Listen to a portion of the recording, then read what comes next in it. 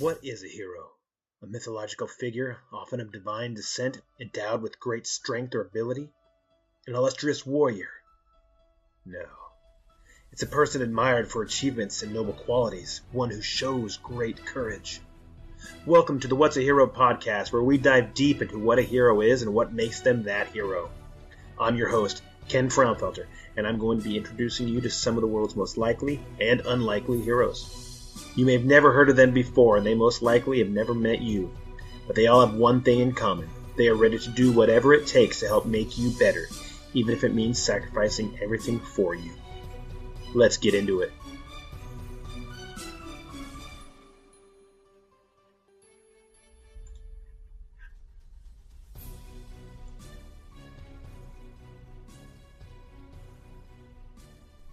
Welcome back to the What's a Hero podcast, part 3 of this series we're doing with Ron Gutekunst. And he just got done introducing his wife to Goldie, who worked in the control room.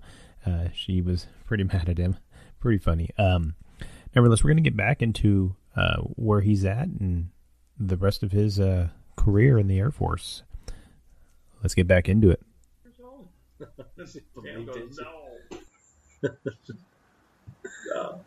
I always find people that are very gullible. Sure. Later in the Air Force career, Pam was on active duty. She was doing her job as a controller, controlling the workforce, where the people were going, where materials went, things of that nature. And I was working in what was called the self-help store. Right. It's kind of like a hardware store. You come in and you want to fix some outlet covers or change them out because they're broken or... Right, whatever job you're going to do. Yeah. Right. And we would give you the materials, and if you didn't know how to do it, we'd send somebody to train you, to show you what to do.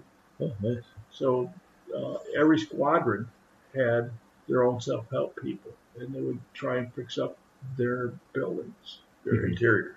This is not your house, this is the base building. Right. And so they would come in and get materials, and it would be issued to them, and then we'd do inspections on the houses. And so that's because they can go and try to fix their house or do whatever. They're living in this base housing, and if they mess it up, then you guys would have to come back and fix it. So you want to make sure they did it right, so you didn't have to come back and fix it. Yeah. But you couldn't do this in base housing. It was the base building where you worked. Oh, okay, I see. So we had people like electricians. Uh-huh. Before you would hardwire it in, they would go out and inspect, make sure that the way you wired it meets code, everything like that. We had carpenters that would go out. So if you didn't know how to put up sheetrock, they would show you. Right. They would work with you where we're supposed to. But they would come in and get the supplies that they need. So if you were the person that came in, for example, say you were redoing the walls in your building. Mm-hmm. So, or we're adding a wall into your building. So we give you the 2x4s, and you would go ahead and do your rough-in 2x4s. Mm-hmm. Your header, your top plate, your bottom plate, everything would get anchored to the floor or to the ceiling. Right. Then the electrical, you'd run the electrical to the outlets because you're required to have outlets. I believe it's about every 10 feet, but I don't record it. It's been a while. Mm-hmm. So you do the electrical, and then we'd have somebody come in and look at it, make sure that it was correct, not a safety hazard. So you're working in the self-help store, enjoying yourself. Yes. And Pam had gone back to active duty. Well, she was on active duty. They sent her over to the self-help store. Okay. So here she is with the same last name as mine. Right. Monday morning, we go in, and we had the electrician. His name was Don. And him and I went into the warehouse area, and we're talking. He goes, "Do you know that person out at the front?" I said, "Oh, the lady that has the last name that's similar to mine." He goes, "Yeah." I said, "I've seen her around, but I've never seen her before. She's some reservist that they sent over here to do some work."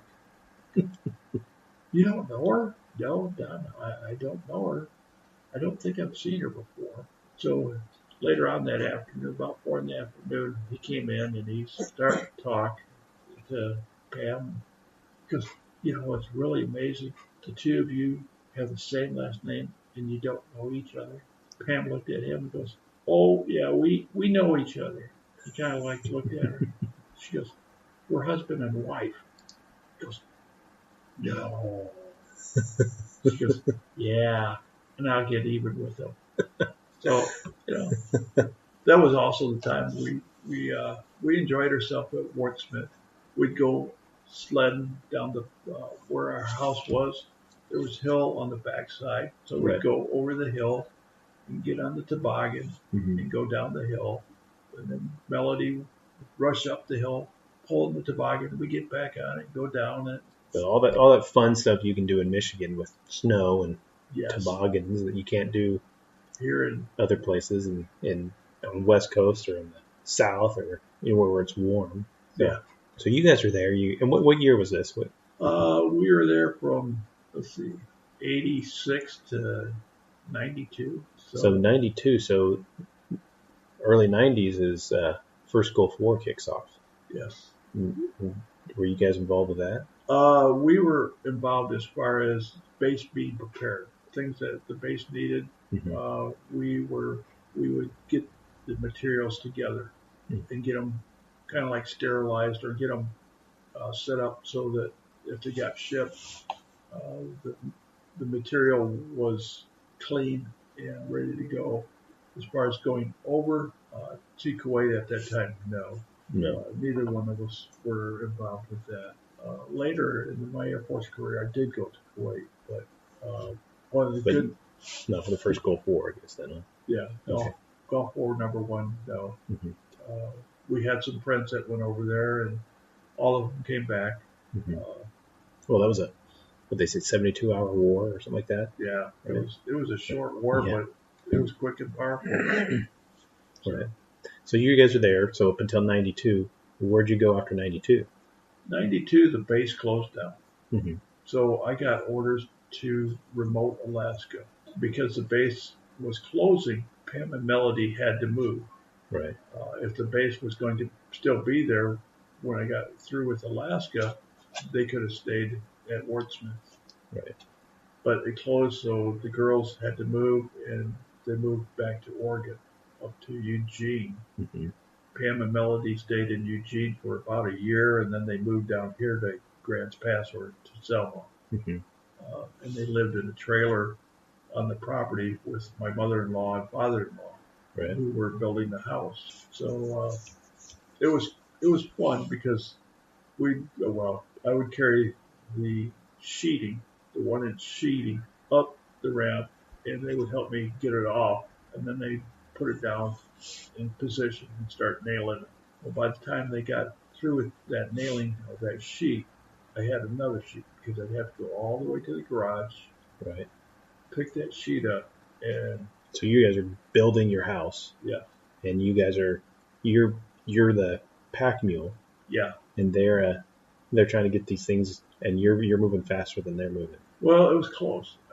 I could push as hard as I could, but they were keeping right up with me. Yeah. Sometimes I felt like, they're stopping, taking a break, and I'm still here. Yeah, a lot of people you hear, we're building a house. No, you've contracted people to build a house. Yeah.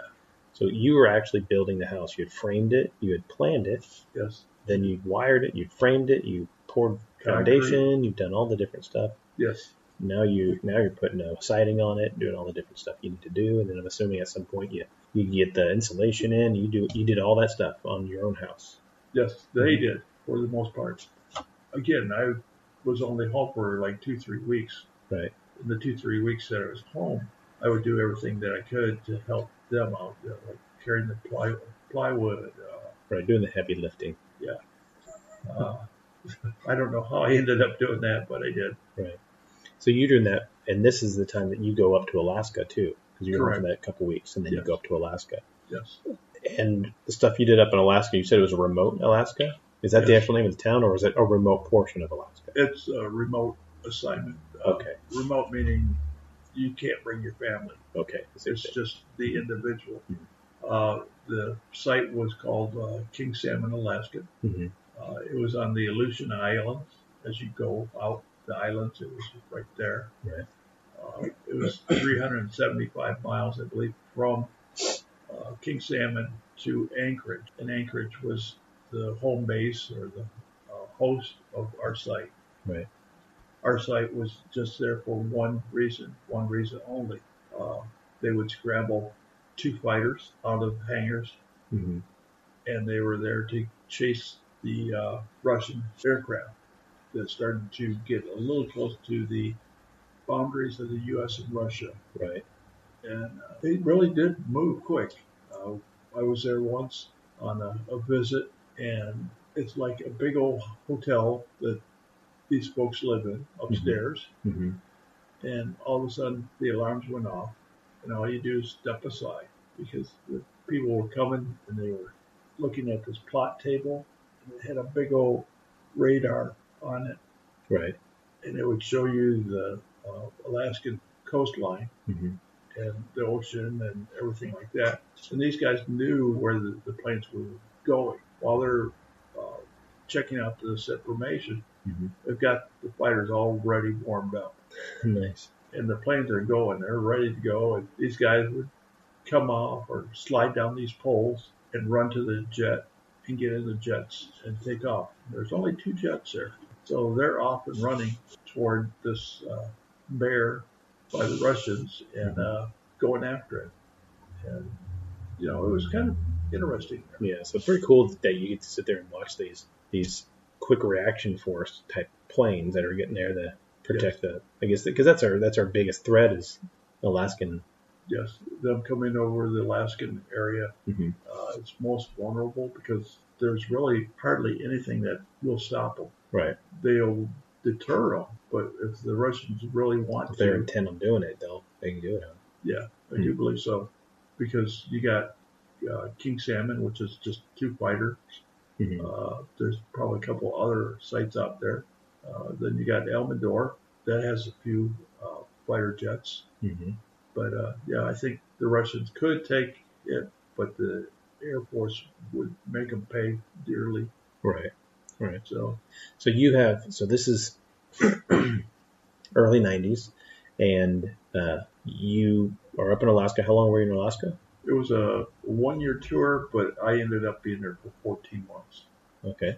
And while I was there, I worked for the janitorial. Mm-hmm. It was 3 hours in the morning, what it started out to be. Mm-hmm. So at 3 o'clock in the morning, I'd get up and go do janitorial work. And then about 6:30, I'd go to the dining hall and get something to eat because they opened up at 6:30. Right. So I'd eat and then rush back to the door, take a quick shower, jump in my uniform, and go to work. Mm-hmm. So I'd be at work from 7 till about 4, and then I'd be off. And for the first couple months that I was there, I didn't work anywhere. All of a sudden, the guy that was running the janitorial job wanted me to help him do construction work downtown. And he was paying $13 an hour. Ooh, at that time, that was pretty good money. Sure. Because, the girls are here in Oregon and I'm up in Alaska. Right. Money's a little tight, so Any little bit you can get, you send back home, huh? yeah. So I was working for them. And I ended up working for him, and then I turned in my timesheet, and he and I had a discussion, and he said, "Well, what are you doing, charging me for me driving you to the job and working?" I said, "No. If you look, I showed that you picked me up at 4:30. We got out to the job at 5. We worked at the job from 5 to 9:45, and so I charge you only till 9:30 because it makes it easier, Mm-hmm. And he goes, "Well, no, you must have charged me."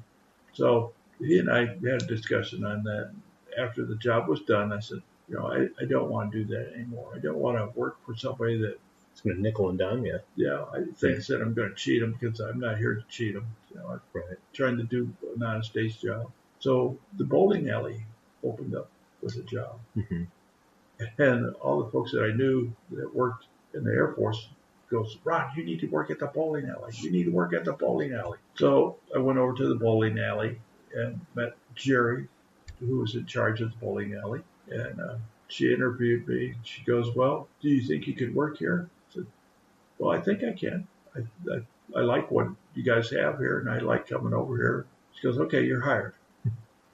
So when I got hired, it was Fridays afternoon, or it would be like 4:30 in the afternoon till midnight. Saturday, it was from 8 in the morning till 4. And then on Tuesdays, I would work a couple hours for $13 an hour. The tips are all yours, but the job consisted of you're the cook, you're the waitress, you're the bartender, you're the janitor, you're the pin setter, go on and on. Right. And so, she would pay you till midnight on Saturday. The doors got closed at 11. So if you got done from 11 to 12, if it took you that long, you still got paid. If you worked till 12:30, well, that's your problem. SOL, but yeah, if you got done at 11:15, you were better off still too. Yeah, and you're good to go. And most of the time, one of the cooks or one of the people came by and worked with me one night and said, "Hey, we'll go through this together." And she goes, "This is what you need to do." And she explained, "You want to make sure all your dishes are washed, all your vegetables are cut and put away, everything's nice and clean. The floor, you got to wait till 11 o'clock to sweep the floors and mop the floors." She goes, "That should take you 5-10 minutes." And so we worked it, and everything that I needed to get done, I got done between the hours of 10 and 11. And then 11, the doors got shut, the floors got swept, bingo, bango. So that worked out. So I was doing that for 3-4 days a week. In the evening hours, the janitor guy, who also wanted me to work construction with him, he got upset because I started working for Jerry over in the bowling alley. So he got upset with me, and he goes, "Well, why do you want to work there? What's she got to give you that I can't do?" I said, "Well, she pays me better." He goes, "What does she pay you?" I said, "She pays me $11 an hour." He goes, "I can give you 13. I go, the tips are all mine. The tip jar on a normal day, if you had a good day, you might walk away with $50. Some of them I seen, Anita, one of the other cooks, there was a guy that would sit there at night drinking beer, watching the bowling alley, and practice shooting $1 bills. He'd get $1 bills, wad them up, throw them at the tip jar. Right. So sometimes they made it, sometimes they did. Whatever made it was good to go, huh? Yeah. That's good. If it did make it, that's good to go too. You got to pick it up, so it's yours. Nice. So you were working your military job in the middle of the day. Right. You'd work the bowling alley at night. Yep. And then then the janitorial job. and janitorial in the morning. Yeah. 3 jobs. And so I was kind of getting run down. Sure. I got to the point where I wasn't sure what day or what time it was because, unfortunately, Alaska, during the day, the sun doesn't go down till maybe midnight, and it really doesn't go down. Right. So it was daylight the whole time, huh? Yeah. 5 o'clock in the morning was like 5 o'clock in the afternoon. So it's like, oh my God, did I oversleep? No idea what time it is. Yeah, I got confused a couple times.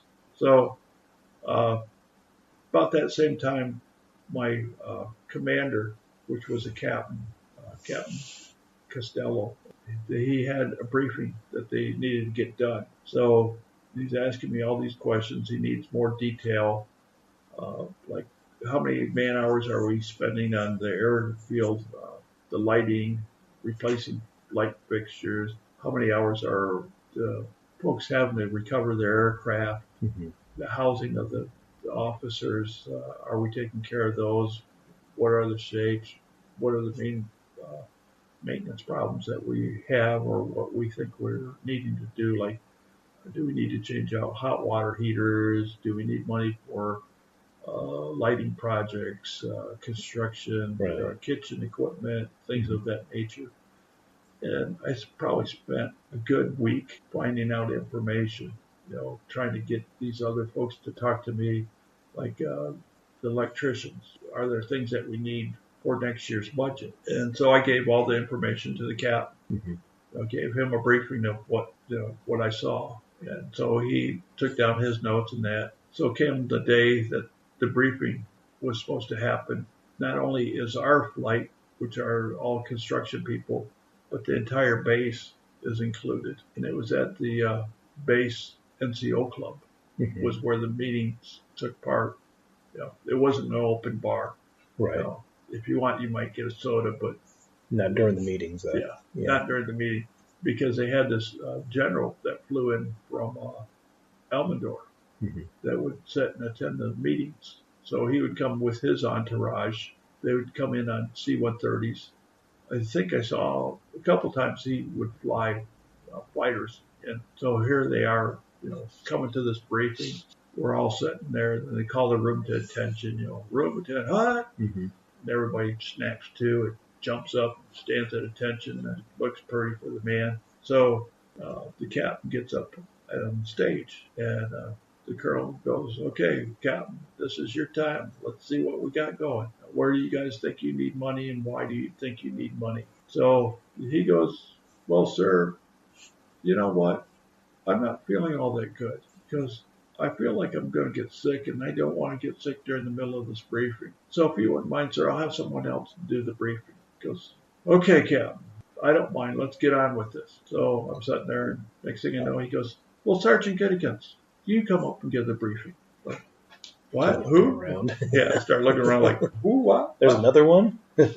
Somebody here? He goes, no, you need to get up here. I go, oh, gosh. So I get up there, and he goes, okay, let's get this dog and pony show on the road, and I need to get out of here in a half hour. So you better get to it. So I'm sitting there, and I've got some notes. And, well, sir, we need this kind of money for this and that and this and that. Manpower, we got enough manpower right now, but, we could do something helping this. And he gets up in the middle of the briefing, walks up on stage, and he goes, this has to be the biggest dog and pony show I've ever been involved with. This is all bullshit. So I'm starting to do that. Oh, to the rear, back up, back up, back up, back up. Right. And he looks at me and goes, where the hell are you going? You get your ass back over here. So I'm going, oh, God, I'm going to get my butt chewed by the captain. And then it'll be the colonel that'll chew my ass because he's in charge of the site. Oh, Lord. And there's generals in the room and blah, blah, blah, blah, blah. And the general's the one that's chewing my butt. Yeah. Oh, okay. And so I get over by him. He goes, here. He hands me a blue folder. Mm-hmm. He goes, would you open it and read it? So I opened it up. There's a note in there, and there's a set of stripes. And it says, congratulations, Tech Sergeant Gutekunst. Oh, so it was all a big old show to get you promoted? Yeah. Because the previous years, you get tested. Right. The first year, we were stationed at Wordsmith. The first time, it was like 1990. Mm-hmm. Tested for Tech Sergeant. I missed Tech Sergeant by 0.53. So I was the number one non-selectee throughout the entire Air Force. That's nice. For That's my good. AFSC. Perfect. Yeah. So the next year, tested for Tech, and I spent hours. I could swear. Prepping, huh? Yeah, I could swear I knew it up front, down the back, and everything. Mm-hmm. When it came out, Air Force number one selectee, Ron Gutekunst, the second year in a row by 0.02. Oh. So I missed it again. Right. So the first sergeant had talked to the folks up at King Salmon and kind of made a note of it that, hey, if Ron tests for Tech Sergeant, if he doesn't make it, please don't give him his report card because he was a number one non-selecting 2 years in a row. He goes, it'll ruin his. Right, his mojo. Yeah. Knock his mojo out there. Yeah. So I had taken the test, and the results were published, but I got step promoted. Mm-hmm. They don't do that very often. Very few that get step promoted. Right. I got step promoted, and I was like baffled. The bar was open. The general said that he'll have one beer, he'll buy the first round, but he has to go. Okay. So I ended up buying at the NCO club. Right. And everybody's buying beer, and I'm not sure how many beers I had. So then we went to the bowling alley, mm-hmm. which is just probably from here to the house, which is, maybe 100 yards? Yeah, maybe. Went there, and they handed me the phone. They dialed the house phone number here. And Mr. Gunderson, the civil engineer, goes, well, you need to tell your wife that you need some money because you have to buy a round of beer here. Oh my gosh. So I called home and said, honey, I need about $200. She goes, what do you need $200 for? I said, well, I got to buy some beer for people. So she goes, why? I explained to her, and she was so excited about it. You made that. I knew you could do it. I said, well, I was step promoted. And she goes, oh my gosh, that's even better. Yeah, knowing that it's so rare, yeah. Yeah. And so got step promoted and ended up buying. Of course, I got a little drunk, I believe, but that didn't stop them from saying, well, tomorrow at 7, you need to be in uniform. Be at work. You need to make sure your stripes are on straight. That's right. Oh, God. So I got to get home. I got to sew these on. I got to make sure. Yeah, I finally got home and sewed them on probably about 3 o'clock in the morning. It was like, all I could do to. Then you get your 2-3 hours of sleep to go back to work. Yeah. Yeah. And so that was fun and that was exciting. So you were there in Alaska, and then at some point, I guess, you got to come home. Yeah. One of the things before I left there, or King Salmon, was I got a magazine from Victoria's Secret. Mm-hmm. And so I looked at it and I thought, this would be the perfect gown for my daughter. She's going to go to graduation, so she'll need a prom dress. Prom dress from the Victoria's Secret catalog? Yes. Okay. I'm tracking. You're watching now? Sure. So it was a very nice dress. It was something you could wear to church. Mm-hmm. I even thought, well, maybe later in life she'll get married. That would be a good dress to get married in. Sure. Not that we were rich with money or things like that, but you were working three jobs, so yeah. What the heck? Yeah, sure. So I got her that, and Pam gave it to her just before graduation. She was so excited to get that. She didn't realize, well, I think she realized that your dad is out in Alaska, and he's thinking of her, and I was. I thought all the time of both Melody and Pam. Mm-hmm. How are they doing? Is there anything I can do for them? I need to send them money. Right. I need to take care of them as best I could. But, that was one thing that I really enjoyed or thought that she would love. I know that coming home, like, say, the 19th of December, I was going to be coming home. Mm-hmm. Well, Mel would do fine till the 19th of December. She would get sick, and she'd end up having to go to the emergency room. Because Dad's coming home, she'd work herself up. Yeah, she'd work herself up. Got it. And so at that point, we decided no more of this. We won't tell her when I'm coming home. We'll just tell her, well, Dad's coming home, and maybe it'll be the 24th of December instead of the 19th. I'd be coming in on the 19th, but she'd expect a couple days later still, or whatever. Yeah, right. She'd get all worked up. One time, we moved from Alaska and Oregon to Germany, and one of the times that I was coming back, I believe, from Kuwait, Melody didn't know that I was coming home. Well, she knew I was coming home, but it was like a couple days later that I was supposed to, and I showed up. Pam picked me up at the terminal. We turned in my bags and all that stuff, and then we went to the club, the NCO club, mm-hmm. where Melody was working, and went in there and surprised her. And, oh, this is my dad. Right. Yeah. Totally caught her off guard, and just like you see on those videos on the, where they have the parent or whatever come into the kid's school, they come be standing behind them at their graduation or something like that. They totally surprise them. Totally surprising. So I did that a couple times. I didn't try and do it too often because I tried not to go on all these nice little places like Turkey that I got to go to, Kuwait I got to go to, Alaska. They were good sites. Right. I learned a lot because I learned that people get down on themselves. They get emotionally upset because, I don't think my family can do without me. Well, yeah, they can do without you, but you still need to support them. You need to talk to them, let them know what's going on. There's a point where they want you as opposed to, they need you there. Yeah, they need you in their life and everything, but there's also a point where they want you there in their life. Yes. And I guess you need and want them in yours too. Yes. So. Yeah. The best part that I ever did was keep in contact, talk to Pam and Melody. Right. I spoke more to Pam than I did to Melody, but the opportunities when Melody and I got to speak. I think they were good times. We had our jokes, we had our laughs. Right. So you are, and this is mid '90s at this point, where you guys have moved to Germany. Correct. And you are, and that's Ramstein. Yeah. So you're there. Yes. You are, and Pam's there too, right? And Melody. Is she still in the military? She is an IMA. She's still okay. So she's still doing that, and you guys are there and living on base, off base. We lived on base. Okay. We could only purchase one car. We only had enough money to buy one car. Mm-hmm.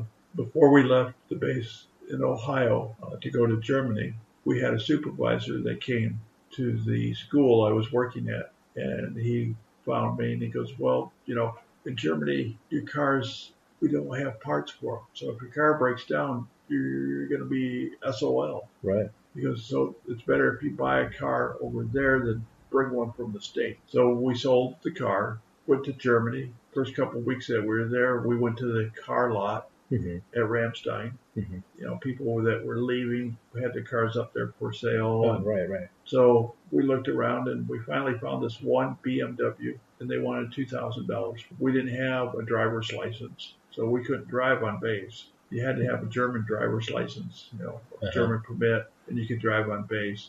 So Henry, one of the guys that worked for me, was helping us. So he goes, well, I'll drive the car and you guys can ride in it. So there was Pam and Melody in the back seat, me in the front seat, and Henry driving. Right. And Henry did not go putt-putt, down there a little slow. Oh, let's go.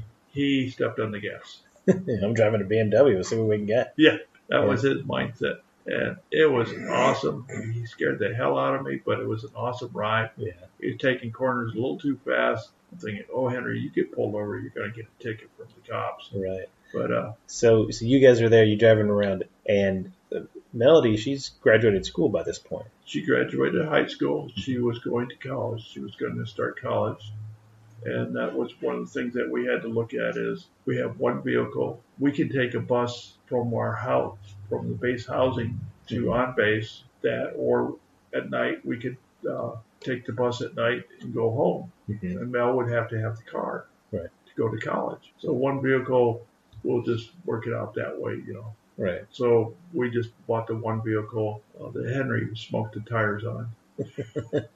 That's right. He wasn't buying the tires. It's fine, right? Yeah, he didn't care. So you guys are both working on base. Correct. And were you working multiple jobs or just your military job at this point? We're just both working military jobs. Okay, so you're doing that. And so Melody's, she's going to school. You said she was going to college, and she was, you said she was working.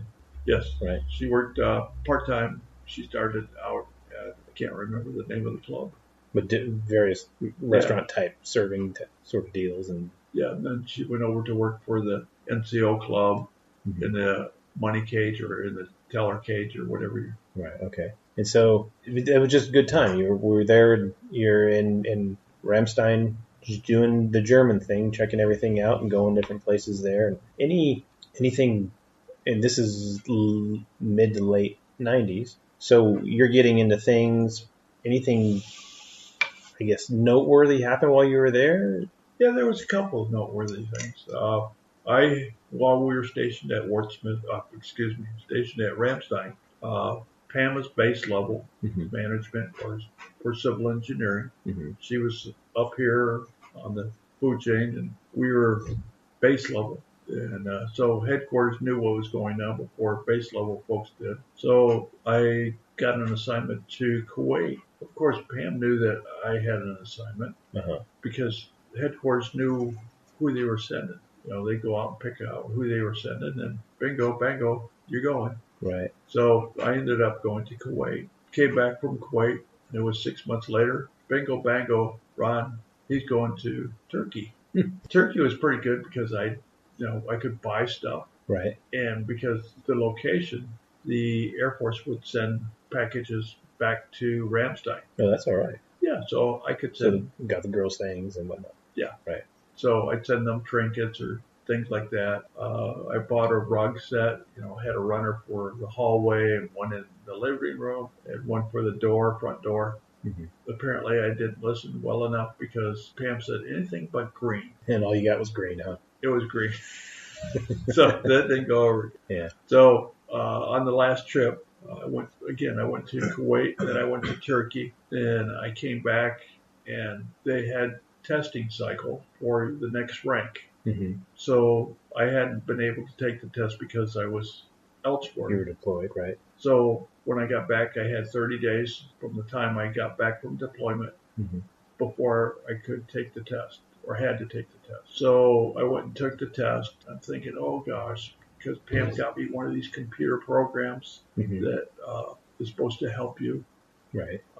It helps, or they would ask you questions, but it'd be different things. It'd be 10 questions out of respect for the flag, where the flag came from, all the various things that what you do with the flag, how do you display it, things like that. And there's like 20 or 25 chapters in the PFB, Professional Air Force, Military, whatever. Mm-hmm.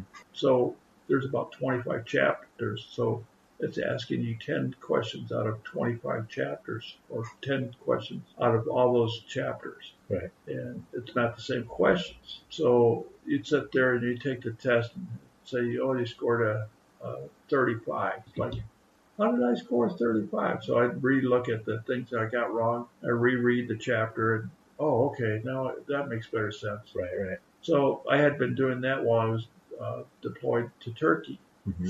So I got home and I kept doing that test. And so I got back and took the test and I got back to the squadron and everybody goes, well, how'd you do? How'd you do? You know what you needed to get for score? You think you make it? I said, I did not make Master Sergeant. Well, what do you mean? I said, I did not. I don't remember any of the questions. I don't remember anything that happened during the test.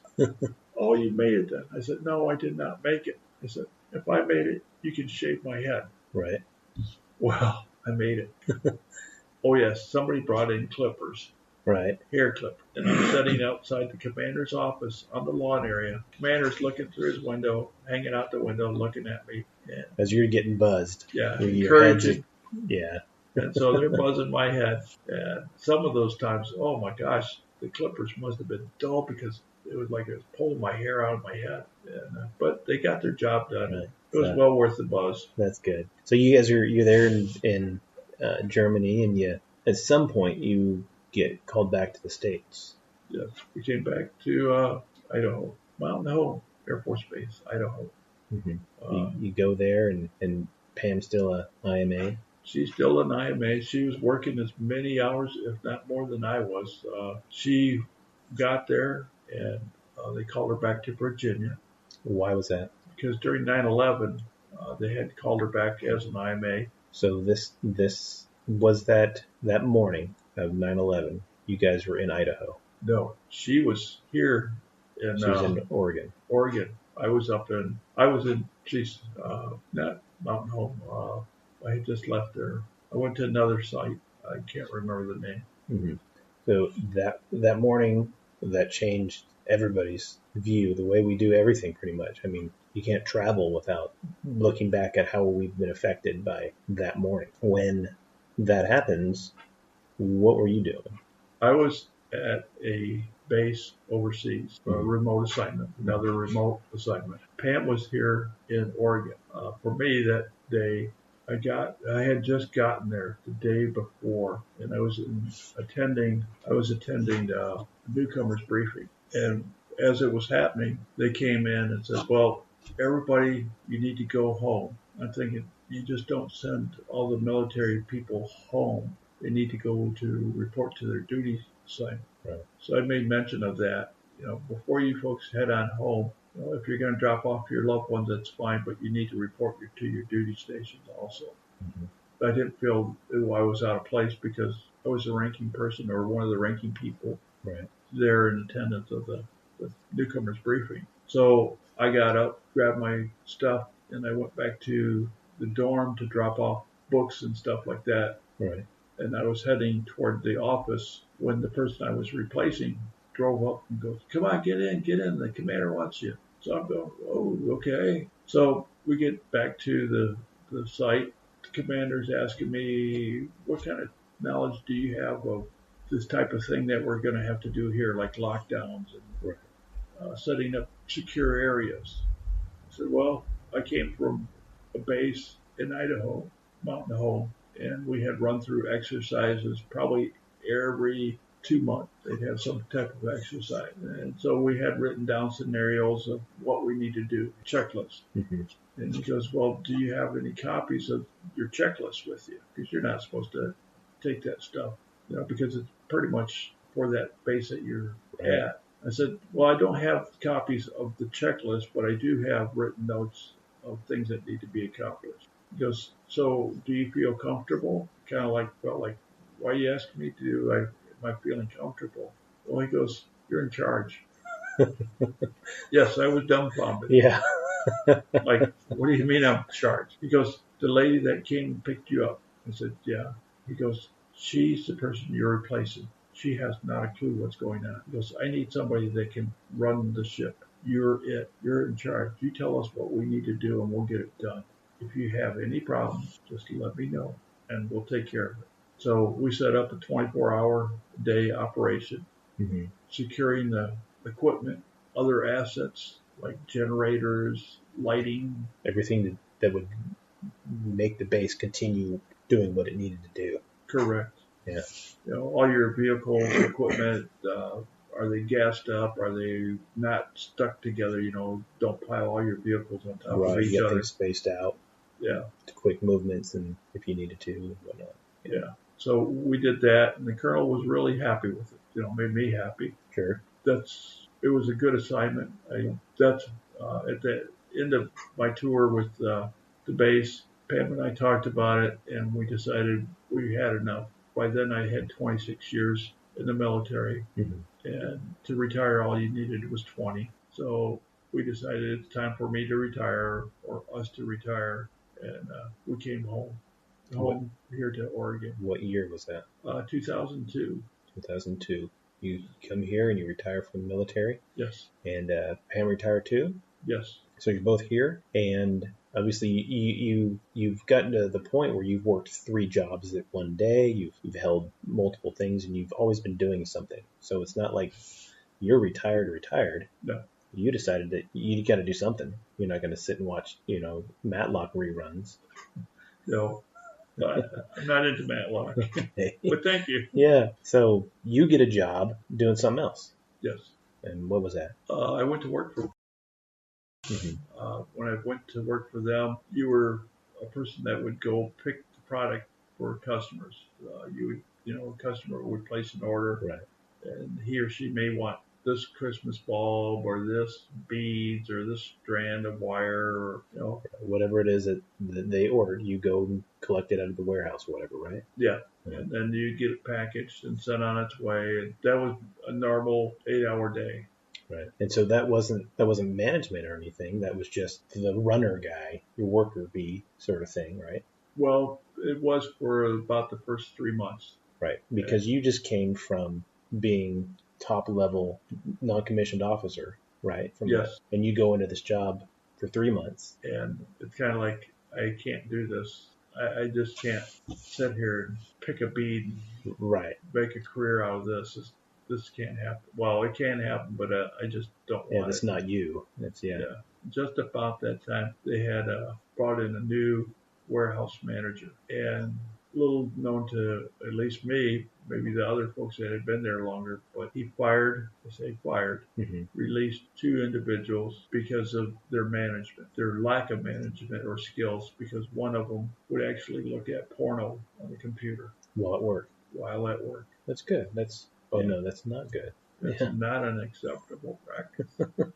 It's a bad practice even doing it at home. Right. You get these pop-ups and, it happens. Right. But at work, apparently this person didn't understand that the computer system is monitored by other folks which work in IT. Right. They know who's on what computer and what they're doing or what they're looking at. So he was released for that. One of the other gentlemen was partial to an employee, but he was married. His wife worked in the same department as he did, but he was having an affair with another lady. You would see them, I always thought it was strange, you would see them leave and then get in the car, and she would sit in the back seat, and he would be driving, and the girl would be sitting next to him. It's like, that don't even look right. That's a weird setup. Yeah. Yeah. So it's not my place to say anything, Right. Maybe the seat cushion's bad over there. Sure. Or, Yeah. The one lady, his wife was rather obese. Okay. So these people get let go. Correct. And because of their poor management skills. So apparently there's some openings. Yes. And so I applied. Mm-hmm. They had 3 job openings. I applied for all 3 of them. Sure. And when I went for the interview or talk with Bruce, who was the new warehouse manager, Lindell, who was the HR person, and then there was one other person that was in the meeting, and they talked to me and asked me, well, you've not done this or that. Our positions are for management type people. Mm-hmm. And I said, well, I think I can handle that because in my previous job, I could handle much more stressful position. Counting beans was not one of those things that I don't. Right. I'm not being fulfilled with counting beads. Yeah. Well, I said I wasn't fond of counting beans. Oh, okay. But that would have been a better word. But so, lo and behold, they said, okay, we'll let everybody know. So they called in a group of people that were applying for one of the management positions, and the lady that had been there, Nancy, was selected. Mm-hmm. They called people in that had applied, told them right up, we're sorry that we didn't select you, or right. We did not select you. And so they did that to the group that was going for that position. And then they did one for shipping, and they called in all the people that applied for that position. And the last person they called in was the one that was selected. I'm going, gee, pizza. I applied for 3 positions. They haven't called me in to tell me no on either of the 2 positions. Right. Pizza. So there was 8 people that applied for the manager position over the workforce. Mm-hmm. And one of the guys, real cocky little guy. I said little guys because he was little. I'm 6'5". Right. This guy, I'd swear, was only 4'3". 4'3". He's a little. But they called him in, and he goes, come out, and he goes, well, it wasn't me. I don't know who they picked. Probably some butthead. I go, pizza, it's not nice to talk about people just because you didn't get the position. So they called me in and they said, well, Ron, you have the job. We like your style of management. Thank you for applying for the other 2, but we thought this would be better because you don't know much about ship confirming. Sending our products out the door. No, I really don't, but I'm a quick learner. Right. Yeah. But I said, thank you, I'll take the position. So I no more than took the position, and it was $2 raise. Oh, okay. So I'm going, ooh, this is not bad. Worked my way through that and started learning how to ship confirm, do the other jobs, because the one individual that they hired, he was also playing on the internet. Okay. But it wasn't in pornography. He was looking at auto parts. Oh, okay. He was working on his car while at he work. was supposed to be at work. So he had car porn. Yeah. So he was ordering parts for his car. Maybe this part would do better. What do you think about that? So about 6 months after I got that one position, they had another opening. So I applied for that. I figured, if it's a position, I can apply for it. Sure. If I don't apply for it, I'll never know that I wasn't chosen. Right. I can always say, well, I should have been. I believe in applying or trying. If I don't know, I can learn. Right. It's probably the best thing that anybody can do is if there's an opening, apply for it. Sure. Yeah. You might surprise yourself, and they may say you're the best candidate. Yeah. And in my case, I got lucky again, and lo and behold, you got that position too, huh? I got that position. Nice. So it's kind of like doing both of them because they didn't have enough supervisors, but they didn't want to hire more people because the ones that they had didn't work out too well. Right. So the good ones they're given double duty to then. You got it. Right. So they hired somebody as an interim, kind of like you're a trainer. As a trainer, will not pay you as much, but you need to watch over all these people and report to Nancy or Ron if you're having a problem. They're mid-level management. They'll take care of it. Right. So you were doing that, and you were doing that for quite a few years. Right? I worked for about 12 years. So 12 years. And what happened that caused your time with to end? Well, 2014, I got diagnosed with cancer. Mm-hmm. It was prostate cancer that had metastasized to my bone. In other words, the cancer is now in my bones. Right. It's not just in like my kneecap or my elbow. It's in other parts of my body. Right. My shoulder, my back, my spine, my leg. It's a lot of places. Right. And so that, I guess, that made it difficult for you to work, because obviously if it's in your bones, you can't hold yourself up for very long. Yeah, the company was really nice. I want to say that because shortly after I had been diagnosed with the cancer, miraculously they had another opening, and I didn't apply. Mm-hmm. They were looking for a lead supervisor in the receiving area, Mm-hmm. and I didn't want to work in the receiving area.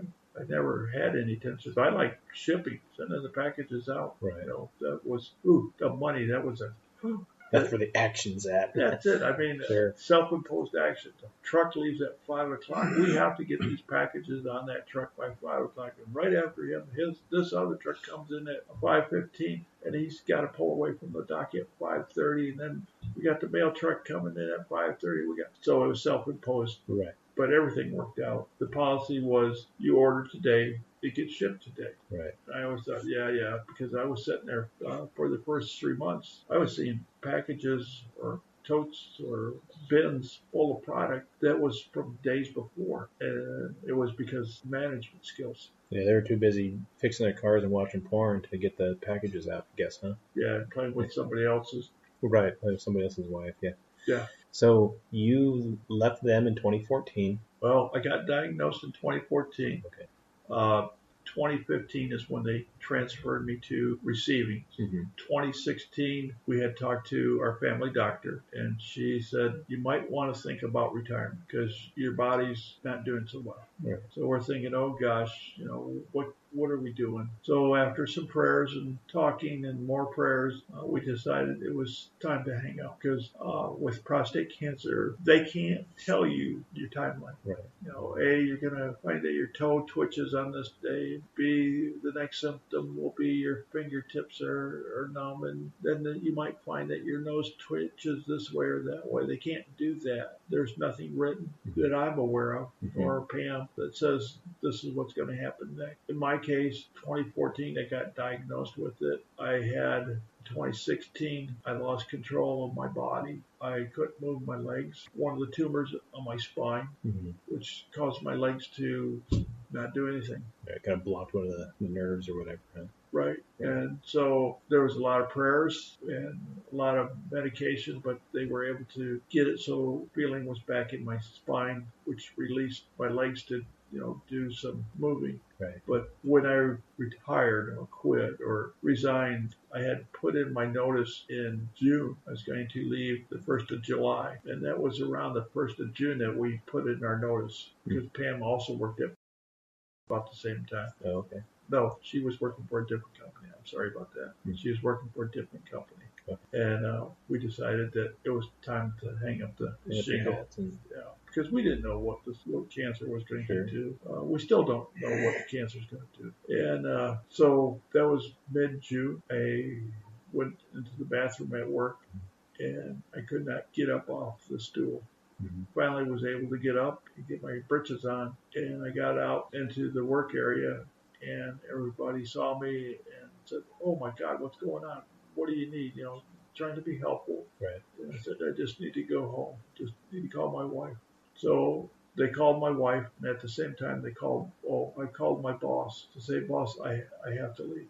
It was like 2 o'clock in the afternoon. Right. I got to leave. I'm losing control. I tried to call HR to let them know to take me off the clock, whatever time it was. And I got a hold of Pam, and Pam got over to where I was. And lo and behold, they had to help me get into the car. And from there, Pam took me to the emergency room. And that's when they found out that I had that tumor in my back. Right. And did they give you a timeline as far as, they said that, yes, you have cancer, it's all over the place. You have this tumor now, it's all over the place. Everything's the worst case scenario. And did they give you a timeline around that time for 6 months? And they told you 6 months. And this is in 2016. Yeah. So let's see, this is 2020. Yeah. I think we went past the 6 I months. think you beat the 6 months so far. Yeah. So that's you've beat the odds. They tell you one thing, you beat it. You say, hey, I'm going to go longer. The Lord's obviously got something for me. Yes. And you're doing various things as over the past 4 years or whatever. And I know you've been an elder at your church. Yes, I have been. You've continued to be kind of the maintenance man at the church. For a while, yes. For a while. And things just kind of got to that point. You were able to do the retirement life. You were able to go travel, go to Hawaii. You were able to go back home to Michigan and see family for a little bit and do all the things you want to do. And it's kind of getting to that point where you're not able to move as much as you used to be able to. Yes, you are correct. Right. The military or the veterans or VA has been very generous to us. Probably about 2016, they gave us a wheelchair. Mm-hmm. And then they gave us a walker that you could sit down on, and then it had brakes on it. It was a nice little cart. They've given us straps or bars that you can put above your bed so you can lift yourself out of bed. We haven't used those. What's the coolest thing they've given you? Oh, it had to be, I call it the roaster. The roaster. The roaster. It's a wheelchair, electric powered wheelchair, and it goes up to 6 miles per hour. Whoa. Is that flames on the side? Yeah. Yeah. When they brought it out to us, I asked the girls, well, I didn't ask them. I told them after I asked them to get in the wheelchair and try it. I'll just drive it. Mm-hmm. Pam said, no problem. She got in it and she did it. She did real good. And then I said, Mom, you need to get in it too and try it. She goes, why do I want to do that? I said, well, Mom, if something happens. You need to know how to move this thing around. Yeah, you need to either bring it out to me or you need to bring it back in the house, Right. We don't need you to say, well, I don't know how to do that. Well, this is where you're going to learn. And right. So she did that. When we first were looking at her, or when they first approached us with it, the guy goes, well, we can have it blue. We can make it whatever color you want. We can do it. They have a wide variety of colors. So we decided to go with the blue for Michigan. Mm-hmm. And they have gold or silver, gold springs. So it's kind of like... So you got Michigan colors on your... Yeah. Michigan Wolverine colors on your and the scooter. dune buggy, yeah. The dune buggy of death, is that what you called it? Oh, that's the new name, though. It's a good name, yeah. That's the new name. Now, did you ever get any equipment that your grandkids like? I think our grandkids, when we first met them, was probably 7 or 8, was 9, 10, and they were Ken's son and daughter. Melody took that opportunity that I did, and when she got married, she became their foster mother. That's a big responsibility, being a foster parent, to take on and love kids that you really don't know, but you will know because you're going to spend a lot of time with them. But they would come out here to the farm or to the house and love the tractor, the little riding lawnmower. Yeah. He would get on that and he would race that up and down the hill, and that was fun for him, which is fun. You just got to be a little careful. Yeah. And then our granddaughter, she would get on it, and you would hear her going up and down the hill because she had to get up off the seat to get the gas going.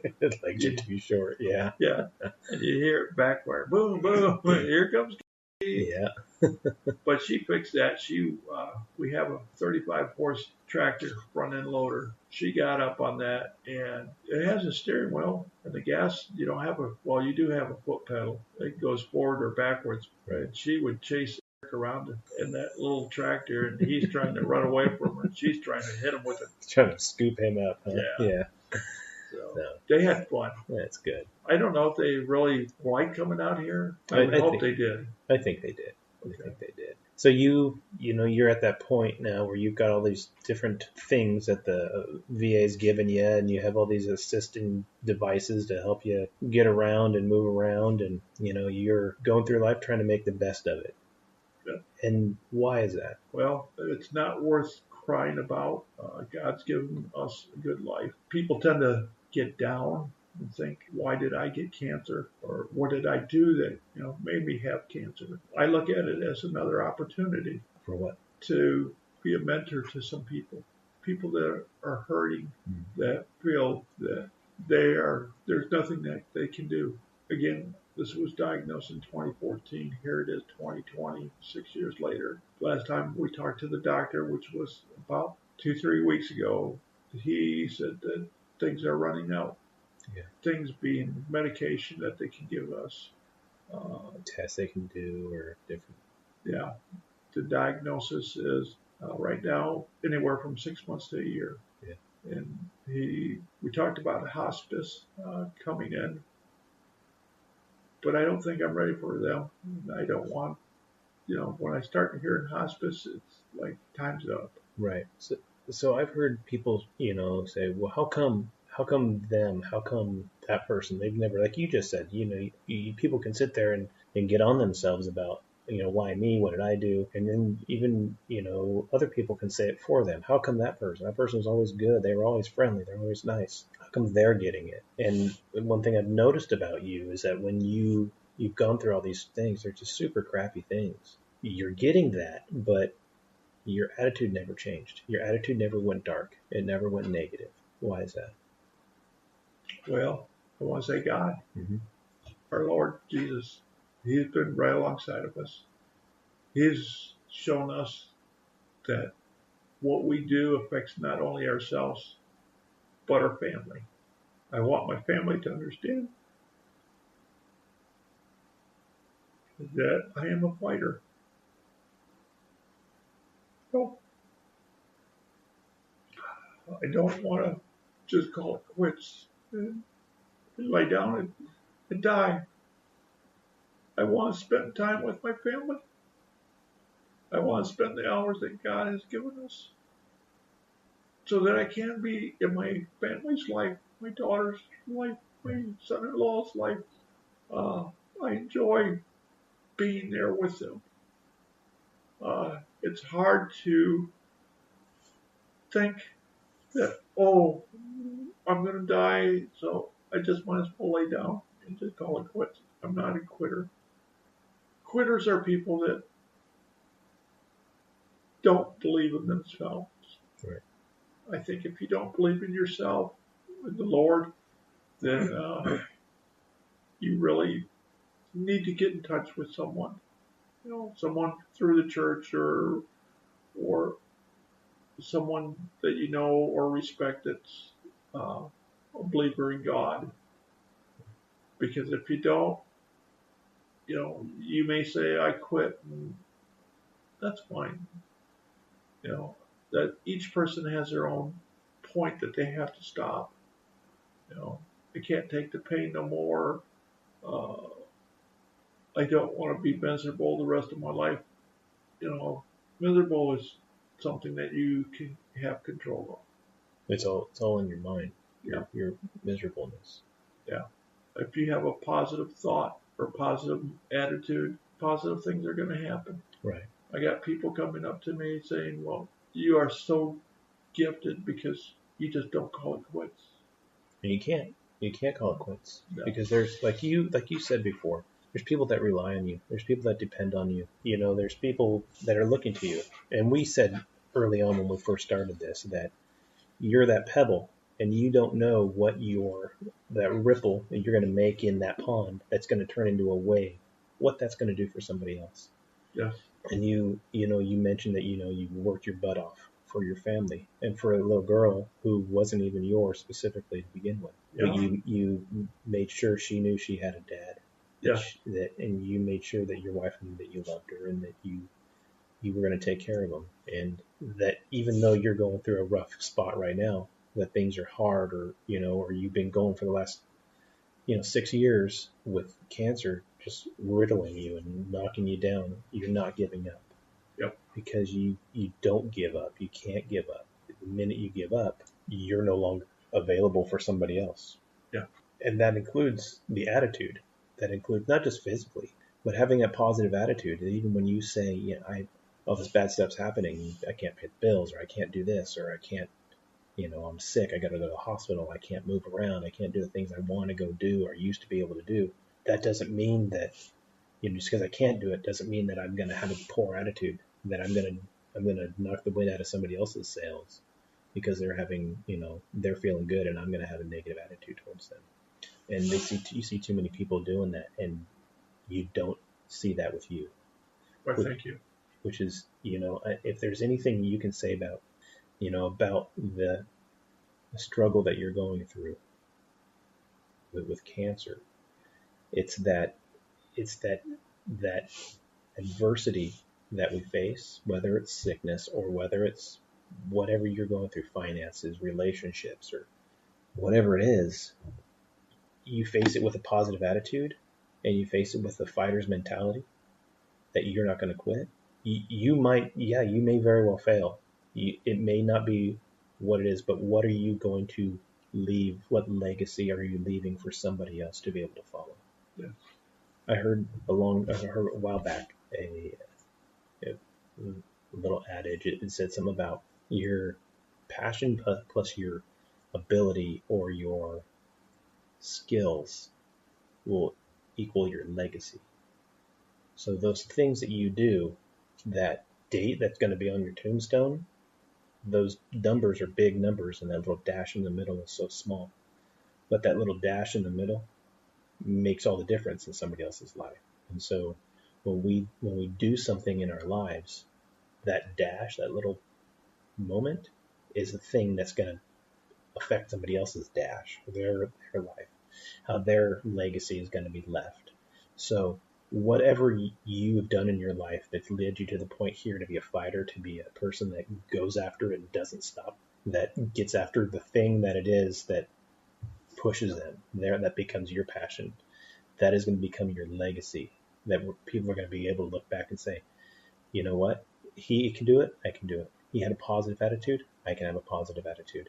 If there's anything that I've learned, it's because I saw you do this before, or whatever the case may be, whether it's your grandkids, your great grandkids, your daughter, your son-in-law, whomever that comes after you, they're able to say, yeah, he went through this garbage, but if he can do it and he had a positive attitude, I can have a positive attitude.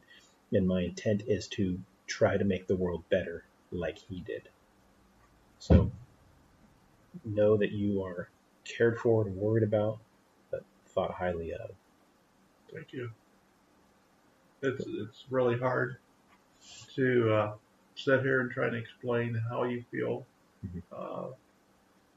I went from a person that could do normal walking, like carrying drywall or climbing ladders or things of that nature, hammering a nail, right, to right now, as far as walking, it's gotten worse. I used to be able to walk the track at the high school. Mm-hmm. They had Relay for Life. Yeah. I walked the track, not 1 or 2 laps, but 15, 20 laps. Mm-hmm. And now I'm lucky if I could probably make the corner of the track, but I'm not going to give up. I want to be a positive role model for my family. Mm-hmm. If anything, I want to make sure that my son-in-law, my daughter, my wife are taken care of. Yeah.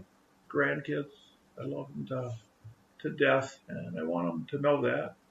I know we can't ride the tractors anymore because Grandpa can't get up on the tractor. Something about my legs don't work that way anymore. Yeah. Well, it's just like when you wanted to go in the Navy and you didn't want to bump your knees anyways. Yeah. Grandma's limited me to riding the little lawn tractor, but that takes me too long to get up there. But it's fun. The Lord has blessed us so many ways. The family. I was deeply moved when I was asked to be an elder. I didn't think I was worthy of it. I still feel that being an elder is a very big accomplishment. Being part of a church or an organization that helps others, that takes care of others. Right. I think if everybody is willing to step up and do that, the world would be a better place. Yeah. I really, really want to watch over my family. I know that days are coming that I'll be down and out, but I rely on my positive attitude as being there with me to help me through the times. Right. The Lord is always there alongside me. He's always helped me. There's been many times that even in the Air Force, in my career, my life. Like I look back and I think, my gosh, I was lucky, so lucky. The base that I was at Mountain Home, I had orders that sent me out from there. Like August 26th is when I left Mountain Home to the base overseas. The squadron I was with deployed right after that. On September 1st, the whole wing, the whole base deployed in support of 2001. 9/11. 9/11. Yeah, they deployed, and the first death that occurred was one of the folks that I worked with or had dealings with in the Air Force, Andy, the person that I left in charge. Should have never been in charge, but he was a ranking individual, and he bluffed the commander into sending someone else to some more other base, and something happened, and they sent him home packing. So I'm not sure what happened. Yeah. We always have to remember those people that are giving everything, that have given everything for us to live the life that we live. Yes. You said you were lucky. I think we've been blessed to live in the country we live in, to be able to have the things that we have, to know that the Lord's looking out for us and keeping an eye on us and allowing us to live the life we live and in the country that we live, and that there are people that want to destroy that, and there are people that want to take that away from us. But there's also people who are willing to fight for that. Yes. That are willing to, they have that mental acuity to be able to push forward and say, you're not going to do that. I'm not going to let you. And the troops that have died in whatever skirmishes or wars or combat that we ask them to go stand on that line and get in front of people so they don't overtake our ability to have freedom and provide freedom throughout the world.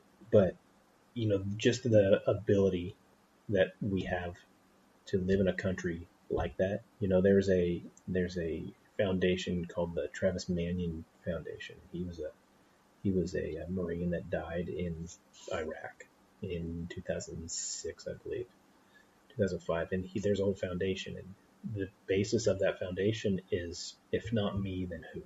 And so if it wasn't for people like yourself who are willing to step up and fight or take care of others, who would do it? Sure. If it wasn't for Andy, like you're talking about, if it wasn't for him just to step up and go and say, I'm going to go fight for my country, then who would do it? Yes.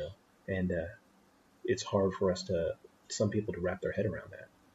There's others who are willing to step forward, and that's what this podcast is about, is that ability to understand that if we're not willing to do it, there's not a fighter out there willing to protect others and help others. Who's going to do it? Because otherwise horrible evil is going to happen in this country and to good people. Yes. If you could have the final say, you could have one more thing you wanted to say to anybody, and they couldn't, there's no rebuttal, that after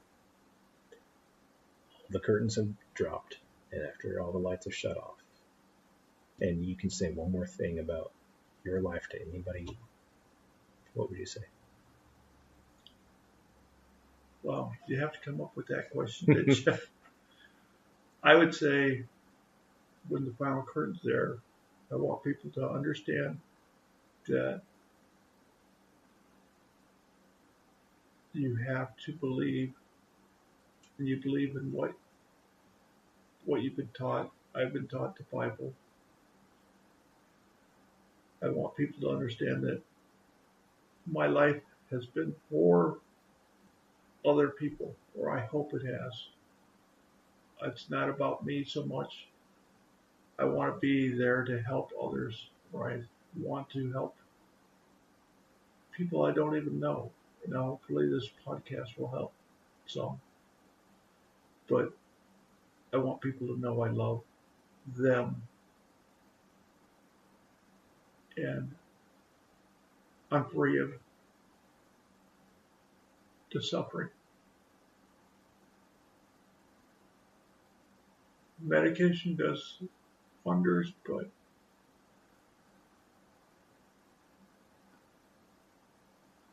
sometimes the pain is a little too much.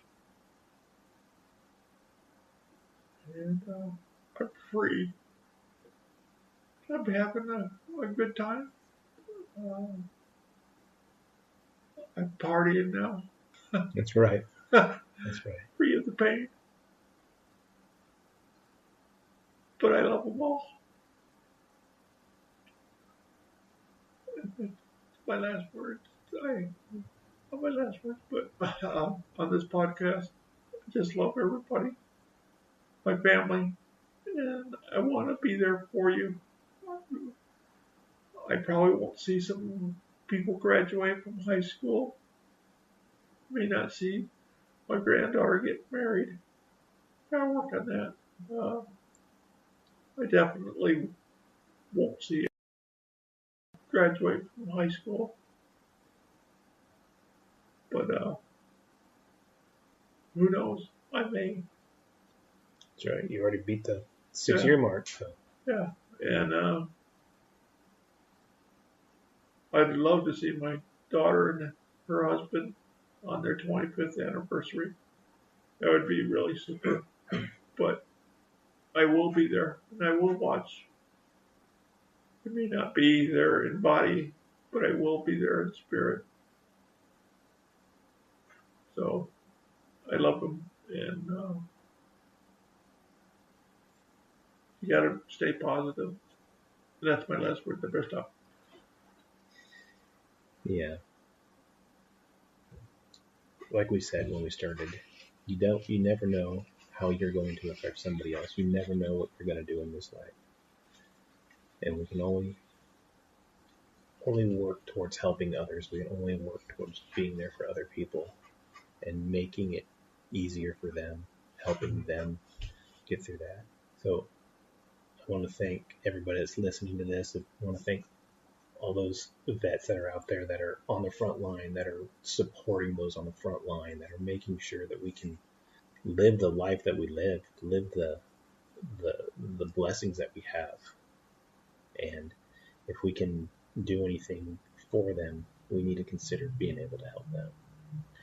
You know, all the firefighters are out there fighting, and the EMTs and the first responders that are out there doing what they do. We need to support them, and we need to support and appreciate our law enforcement that helps and keeps us doing what it is that we do, loving our families. They're not there to hurt us. They're not our enemy. They're our support system for us, and we need to support them in return. Remembering these words that Ron said, that you need to love other people, that you need to be there for other people, that you need to give to other people. That's the trick. And you've got to fight every day to make sure that it's easier and it's more helpful. Nothing's going to be easy, but it can be easier to be able to get through knowing that you're with somebody that cares and loves you. So with that, I want to thank Ron for coming on and talking with us. And just remember that wherever you go, whatever you do, you are loved and you are cared about. Just share that and give it back.